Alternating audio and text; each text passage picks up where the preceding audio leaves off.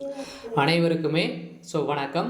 சற்று முன் திமுக அரசு மீது புகார் கொடுத்த நடிகர் விஜய் வெடித்த மிகப்பெரிய பூகம்பம் இது மாதிரி செய்திகள் வெளியாக இருக்குது. இப்போ தமிழகத்தில் ஒரு மிகப்பெரிய பிரச்சனையாக போயிட்டு இருக்கு இல்லையா? 3 நாட்களாகவே பார்த்தீங்கன்னா அண்ணா பல்கலைக்கழகத்தில் நடந்த பிரச்சனையால் இப்போ பார்த்தீங்கன்னா தமிழகம் முழுவதுமே திமுகவை எதிர்த்து போராட்டத்தில் இறங்கியிருந்த நிலையில் இப்போ அதிரடியாக தமிழக வெற்றி கழகத்துடைய தலைவர் விஜய் அவர்கள் பார்த்தீங்கன்னா ஆளுநரை சந்தித்து இப்போ அவர் கொடுத்த கடிதத்தால் இப்போ திமுகவிடையே பெரும் பூகம்பம் தான் வெடிச்சிருக்கு.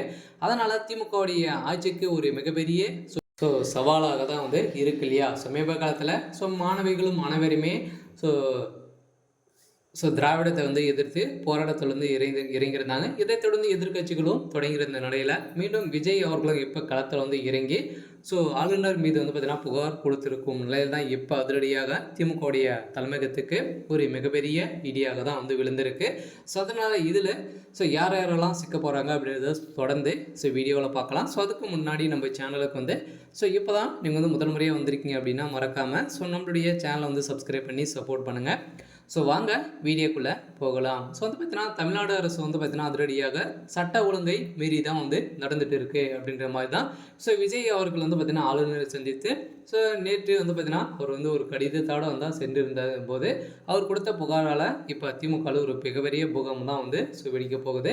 இருந்தாலும் தமிழகத்தில் ஆட்சி நடத்தக்கூடிய தகுதி திமுகவுடைய திராவிடத்துக்கு இல்லை அப்படின்ற மாதிரி தான் அனைத்து எதிர்கட்சிகளும் பார்த்தீங்கன்னா குற்றச்சாட்டி வந்திருக்கும் நிலையில் இப்போ திமுகவுடைய அரசு மீது நிறைய புகார்கள் அமைந்திருக்கும் நிலையில் தான் ஆளுநர் RN ரவி அவர்கள் என்ன முடிவு எடுப்பார் அப்படின்றது தான் ஒரு மிகப்பெரிய சவாலாக இருந்துட்டு வரும் நிலையில் இப்போ வெடித்துக்கக்கூடிய பூகம்பால் பார்த்தீங்கன்னா இதில் சிக்கக்கூடிய திமுகவுடைய அமைச்சர்கள் தான் திமுகவுடைய பிரமுகர் தான் இந்த செயலை செஞ்சுருக்காரு அப்படின்ற மாதிரி தான் செய்துட்டு வரும் நிலையில் பார்த்தீங்கன்னா இப்போ சிக்கக்கூடிய அடுக்கடுக்காக திமுக சேர்ந்த அமைச்சர்களுக்கும் இதில் தொடர்பு இருக்குது அப்படின்ற மாதிரி இப்போ வெளியிட்டு இருக்கக்கூடிய அறிக்கையால் தான் இப்போ பார்த்தீங்கன்னா ஞானசேகரன் அவர்கள் கொடுத்த வாக்குமூலத்தாலும் இப்போ நிறைய உண்மைகள் வெளிவந்திருக்கும் நிலையில் திமுகவுடைய அரசு மீது இப்போ பார்த்தீங்கன்னா கேள்விக்குறி வச்சுருக்காங்க.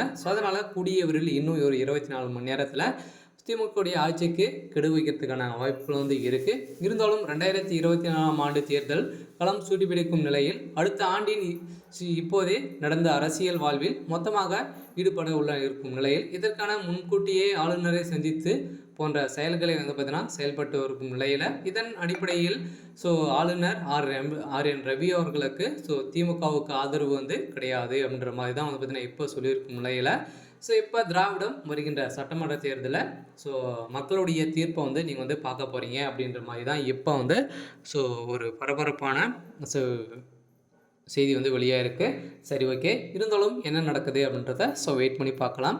இது மாதிரி செய்திகளை தெரிஞ்சுக்கணும் அப்படின்னா மறக்காமல் நம்மளுடைய சேனலை சப்ஸ்கிரைப் பண்ணிக்கோங்க. தேங்க்யூ.